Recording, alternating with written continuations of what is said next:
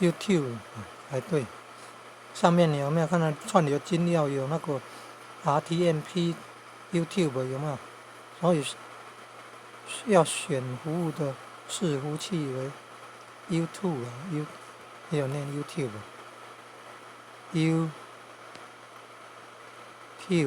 也有念叫做油管啊，然后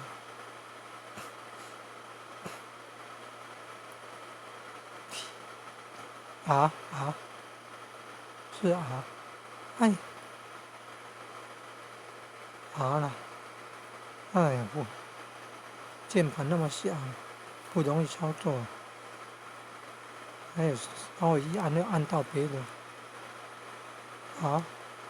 RT 啊，RTMP 啊，R 是什么 ？TMP 会不会是那个暂存档？不知道，还有个 S 呢，伺服器要选这个了。它那个串流那边哦，左上操作界面左上角那边有个串流，按下去然后做设定，有服务啊，服务的部分要按下去，然后里面伺服器。哦，那个厂家有好多20-30个，要是拉到最下面那边选到 YouTube 有2个，这个是最下面那个。然后只使用虚拟相机，网络搜寻 OBS 是 Studio 有繁体中文版，下载安装以后设定哦，第一次要勾选要点选。要点选，因为它圆圈圈要点下去，要点选只使用虚拟相机，要这样哦。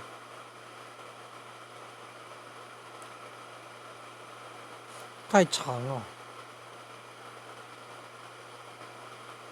那太长这个就删掉。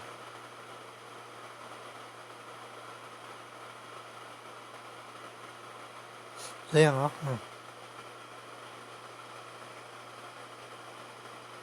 看到了吗？然后那个播放清单，你看，导演你可以学这个啊，大侯仙网络大学也可以啊，网络影片 YouTube 影片资料库啊。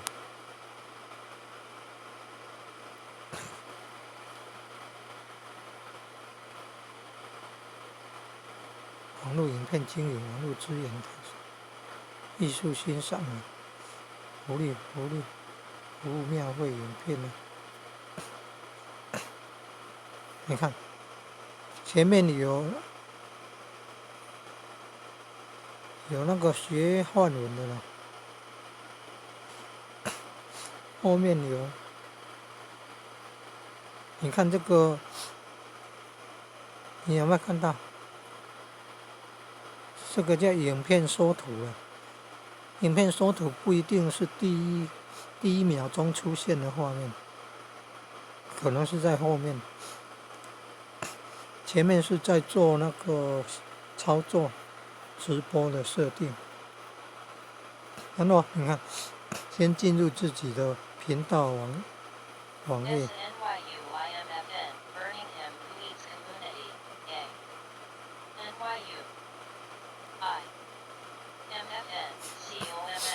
然后要做那个直播的时候，你看这个直播程式啊，有没有？这个就是 OBS Studio 程式工作室 Studio 工作室，用这个来做荧幕直播啊。荧幕上有什么？看影片、看网页、播放影片、看图片、打文字、找档案、播放声音等等啊连接网站都可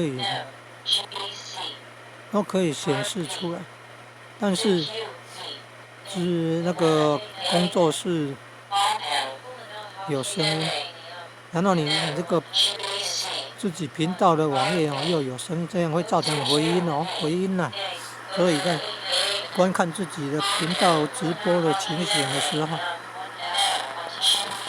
观看自己频道直播影片的时候，要把声音先关掉，这样才不会有回音了回音声音很大声。如果播放音乐又是别管重金属音乐那个回音的声音就像那个常静人那种声音听着不舒服。你看，然后要做那个朗读的，你看这个泛音汉字典，美语发音，把那个英文的部分都朗读出来。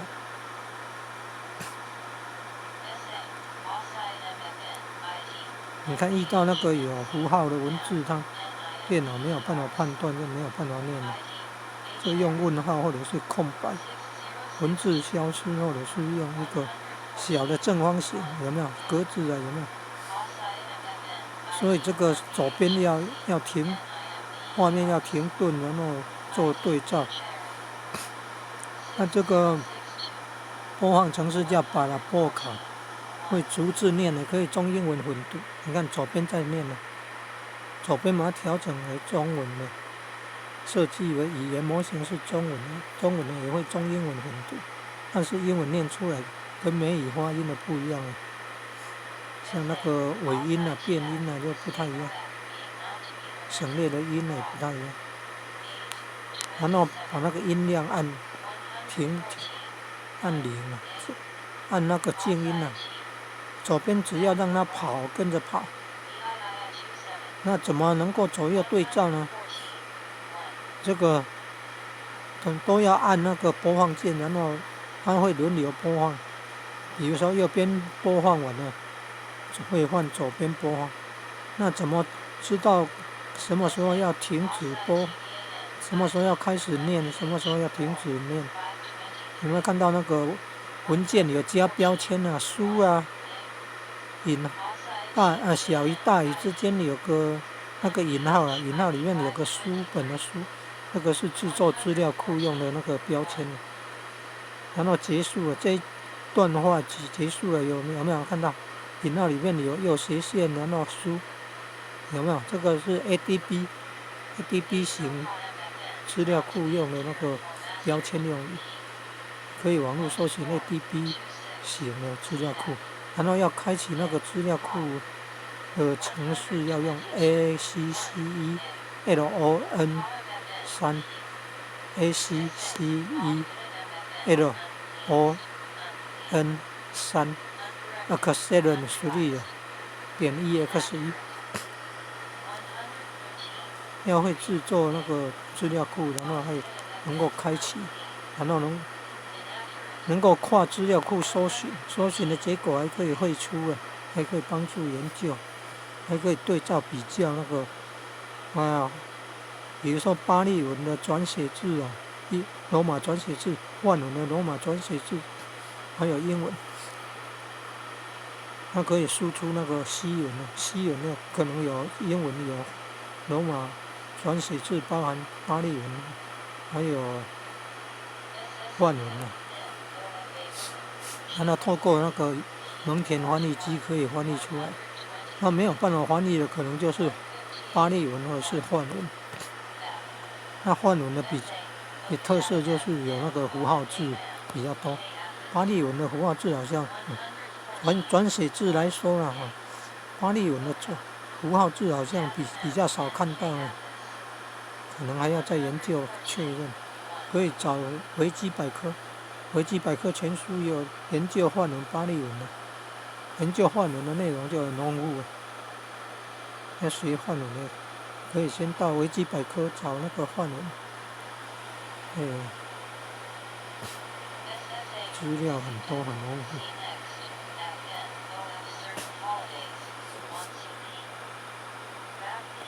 来看左右对照你看左边念完的换右边念，左右对照。现在看到的是有没有？左边在左上方，右边在右下角，有没有？就是说他念完了会往上推，然后还没有念的还在右下方。那左边练完了，轮到右边练。还有设计3个，一次开3个视窗，那也会照顺序轮流播放。比如说这个练中文的、练英文的、练日文的，但是那个要去下载安装那个语言模型的程式 ，Microsoft 的，去把它安装以后，重新开机，然后可以找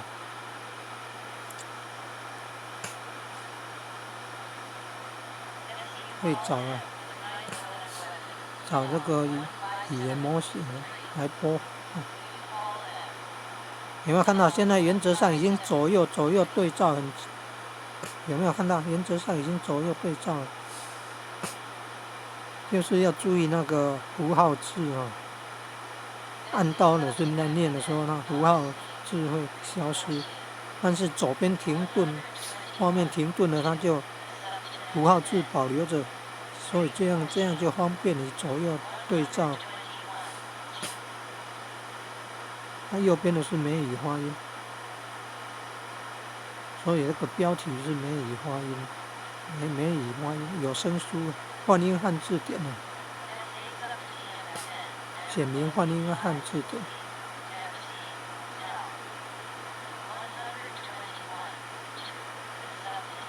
有没有看到？现在已经左右，现在已经左右对齐了，有没有？就是这样了，它会轮流播放，左边播放完了，换右边播放。那个标记符号就是那个引号，有标签有没有？引号里面有书啊，引号里面有斜线书啊，那个就是资料库的标签。然后后面是那个水饺慈济宫的庙会活动了。不见了。应该有庙会活动的，怎么会没有？不然你看怎么会出现缩图是庙会活动？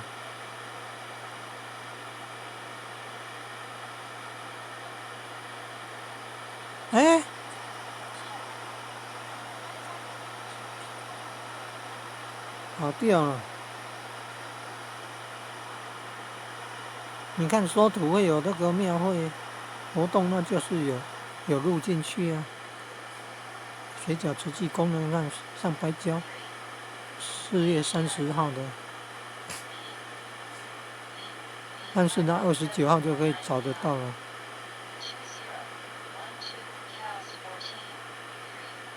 用那个播放速度快一点，2倍快。然后呢，用全萤幕。这个叫全萤幕。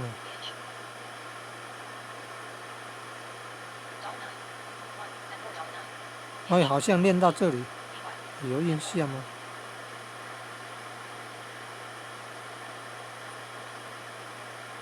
你看，这设定要萤幕要画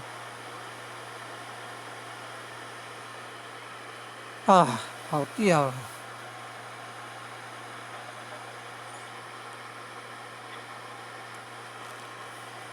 不容易啊！你看，按到哪里也跑掉了。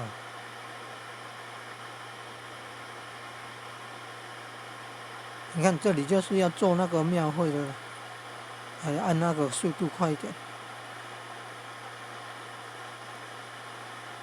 按2倍快速度。右上角有个齿轮，按2倍快速度。现在就是在做那个设定，有图片还是影片还是网页，还是记事本的内容，还是播放声音，然后要左边影片播放你有没有看到左边有影片在播放啊？介绍那个水饺慈济宫的，然后右边是那个随乡地图 ，GPS 定位的就是绕境的那一天，神教正头到哪里会显示出来。结果我们发现是有那个保生大帝的图像。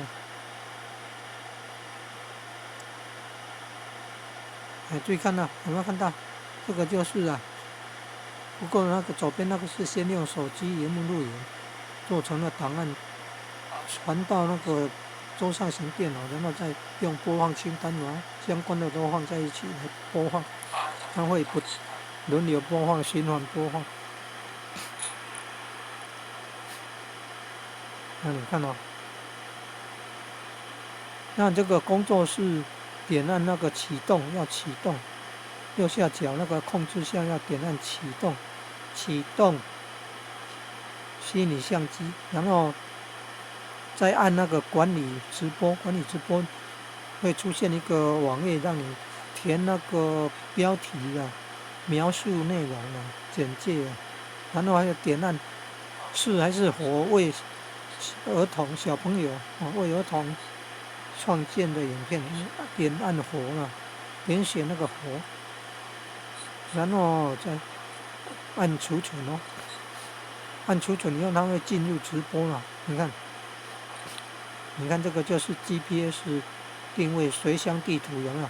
绕境当天那个，这好像是中研院服务大家的。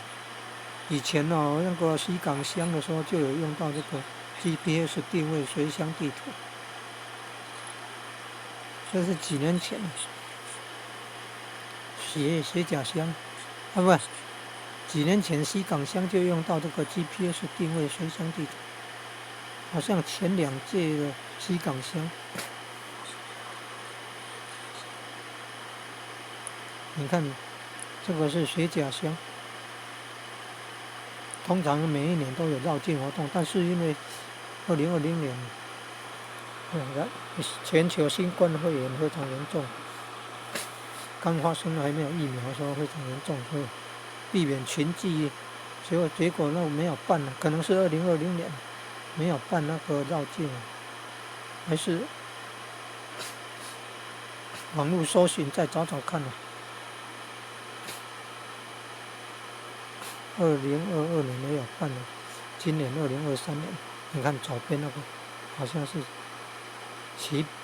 齐贺的仙女齐贺的，那个叫七仙女镇嘛，那个应该是帮助董永的，不是那个董卓。董永是汉朝的孝子，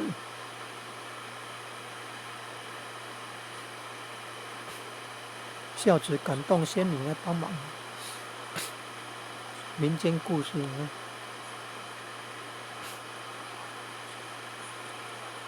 好像哪一次录影念到董卓不对，应该是董永。